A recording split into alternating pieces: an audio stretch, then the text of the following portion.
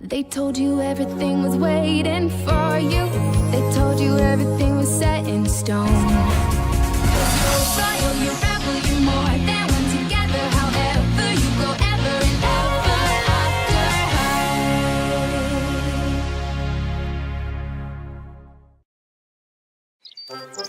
Vous allez quoi? Oui, tu as très bien entendu, Raven Queen. Professeur Rumpelstiltskin, c'est vraiment injuste. Vous ne pouvez pas faire un examen sur les chapitres 1 à 34. Mais nous n'avons étudié que jusqu'au chapitre 2. Vous savez que je ne peux pas mentir, eh bien, ça ce n'est vraiment pas gentil. Quoi? Vous ne connaissez pas le professeur Rumpelstiltskin? À chaque début d'année, il fait passer un examen incroyablement difficile pour que les élèves travaillent comme des fous pour se rattraper. Pour lui, c'est comme de la paille qui se change en or. L'examen est demain matin. Regardez, le stress commence déjà à me fendiller. Écoutez, je pourrais vous faire réviser. Vous savez, j'étudie seule depuis toujours, en fait. Royalement cool. Bon, commençons par les éléments de base. Ah, si on n'arrive pas à la réveiller, on va échouer, ça ne fait aucun doute.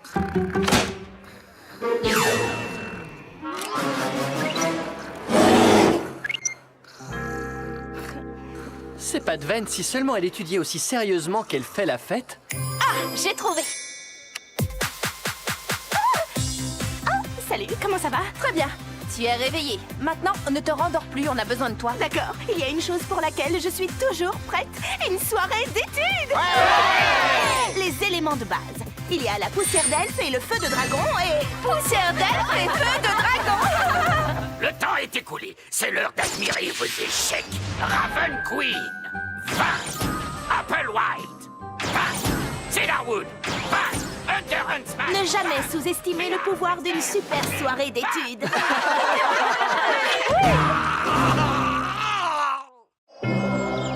Regardez, voici Cupide, la fille adoptive d'Eros, le dieu de l'amour. Elle suit les cours à Monster High, mais elle est sur le point de découvrir qu'une autre école aurait besoin de ses talents très spéciaux. De nos jours, les fins des contes de fées sont tout sauf certaines. Les princesses finiront-elles avec leur prince? Les étudiants rebelles réussiront-ils à trouver le grand amour? Tous ces héros ont besoin de l'aide de Cupide pour que leurs histoires se terminent bien. Bonjour, gente prêtresse de l'amour. Je me présente, je suis le prince Crapaud, 2e du nom, et j'ai désespérément besoin de tes conseils. Je sais de quoi les crapauds ont besoin pour devenir des princes. Non, gente dame, non, Ah, salut, c'est Cupide, toi, c'est ça? Alors ça y est, tu voles de tes propres ailes? Oh, quand je ne sais plus quoi dire, je me retransforme en... Zut! Si seulement j'avais les mêmes dons de poète quand je suis sous forme humaine. Malheureusement, je suis bien trop nerveux dès que paraît Briar Beauty. Tu sais quoi? J'ai une idée. Dis-moi ce que tu ressens pour Briar. Eh bien, personne ne peut... Prince Crapaud, c'est toi l'admirateur secret qui m'a donné rendez-vous ici? Non, parce qu'écoute, d'abord tu m'envoies une boîte de chocolat remplie de mouches. Ensuite, tu m'offres un bouquet puant d'herbes vaseuses. Je suis désolée, mais je n'ai vraiment pas envie d'aller à ce bal avec toi. Ma chère et tendre Briar, la beauté de cette nuit est tellement incomparable avec la beauté que tu dégages. Prince Crapaud, tu ne m'avais jamais rien dit d'aussi poétique. Salut Cupide. Dexter. Et alors, tu as autre chose à me dire? Oups. Tu es carrément trop... Enfin, je veux dire... Zut! Oh. Nous nous retrouvons le lendemain du jour de l'héritage. Et les relations entre les rebelles et les royales à Ever After High sont tout sauf un conte de fées. Mon avis, c'est que Raven a complètement gâché le jour de l'héritage. Et Raven veut être heureuse pour toujours et à jamais à sa façon. Et elle refuse que les royales lui dictent sa conduite. Oh, je t'en prie! Nous avons tous vu ce qui s'est vraiment passé le jour de l'héritage. Si je ne peux pas avoir la destinée que je veux, je ferai en sorte que personne d'autre n'en soit capable. Je vais vous dire, moi, comment ça s'est passé. Je vous propose de bannir les rebelles et de les envoyer dans leur propre école des ténèbres. Tu es folle ou quoi? Applewhite n'a jamais dit ça. Je connais une bonne façon de gérer le problème. On n'a qu'à les ignorer. Parfait.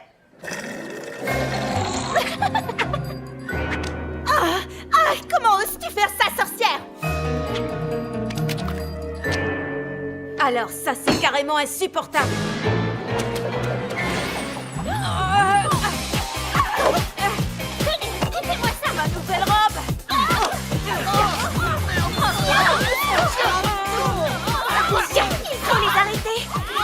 pas, je m'en occupe.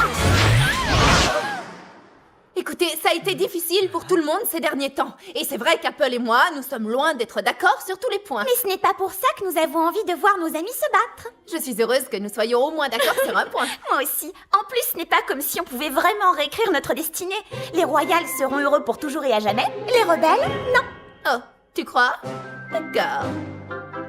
Oh, je vois. Alors toi aussi tu veux la guerre, c'est ça? Très bien. Vous avez vu ce qu'a fait Raven? Cette école ne sera plus jamais la même. Absolument. Et je trouve que c'est une très bonne chose, une excellente chose.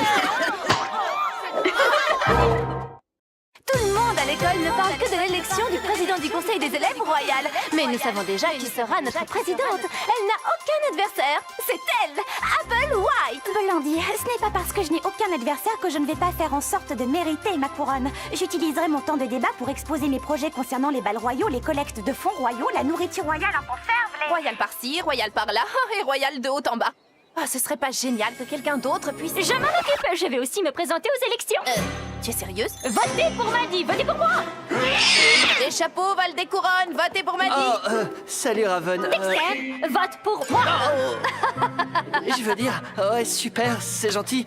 Merci beaucoup pour ce badge. Oh. Et c'est parti, chers amis des contes de fées. Le débat du conseil des élèves royal d'Ever After High. Ma première question est pour Apple White. Pourquoi une personne ne voterait-elle pas pour toi? Je n'ai qu'une chose à dire, je présiderai le conseil comme je compte gérer mon futur royaume. À la perfection.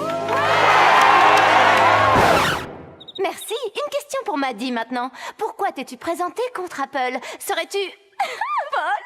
Absolument, merci de l'avoir remarqué. Si les écureuils n'aimaient pas la viande mais adoraient les glands, le lac deviendrait-il moins grand? Qu'est-ce que ça veut dire? Tu le sais très bien. Ça fait trop longtemps que Apple est présidente. Maddy est folle.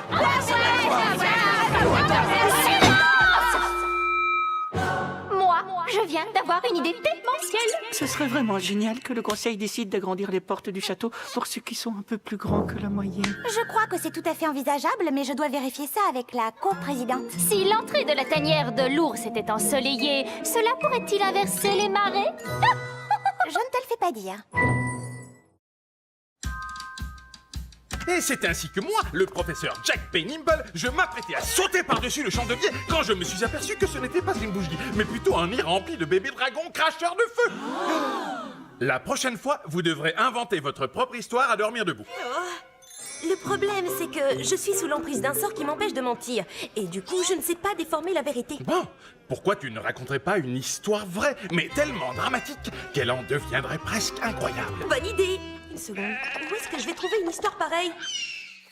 Oh, comme vous avez de gros muscles.